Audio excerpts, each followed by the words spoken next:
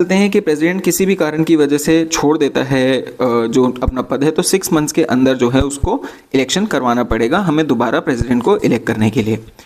2 consecutive terms के लिए जो प्रेसिडेंट ने आज तक सर्व किया है वो हैं इकलौते डॉक्टर राजेंद्र प्रसाद जी, और 2 प्रेसिडेंट्स जो डाई इन हार्नेस हुए यानी कि ऑफिस में उनकी टर्म के दौरान उनकी डेथ हुई, वो थे जाकिर हुसैन एंड फखरुद्दीन अली।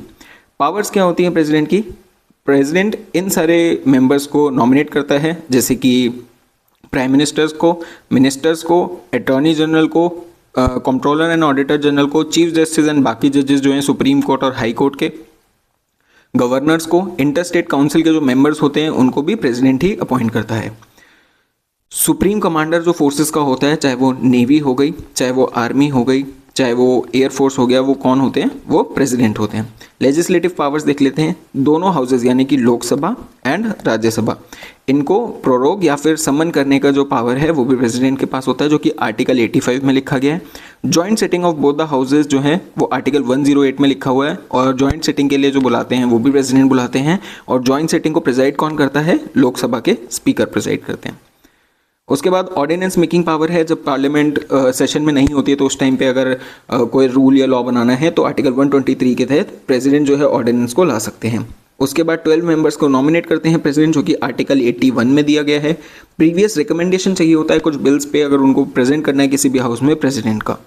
उसके बाद प्रेसिडेंट के पास वीटो पावर्स होती हैं, टोटल 3 टाइप की, जो कि हैं एब्सोल्यूट, सस्पेंसिव और पॉकेट। और पार्डनिंग पावर्स हैं, यानी कि किसी की सज़ा माफ़ कर सकते हैं प्रेसिडेंट, जो कि आर्टिकल 72 में है।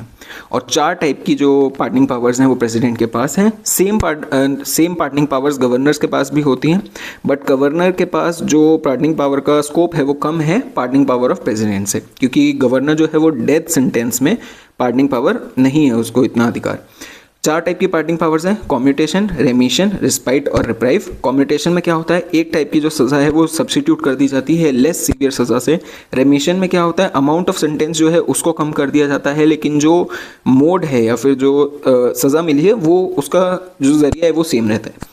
रिस्पाइट में क्या होता है कि उसको लेस सेंटेंस दे दिया जाता है ओइंग टू सर्टेन सर्कमस्टांसेस, जैसे कि अगर किसी वुमेन को हमें कोई सज़ा देनी है और वो प्रेग्नेंट है तो उतना सीवियर हम उनको नहीं पनिशमेंट दे सकते हैं, तो इसलिए उस टाइम पे रिस्पाइट का यूज़ किया जा सकता है। And last but not least is reprieve, जहाँ पे कि जो उनकी सेंटेंस है उस पर स्टे लग जाता है फर्दर एक्शंस के लिए।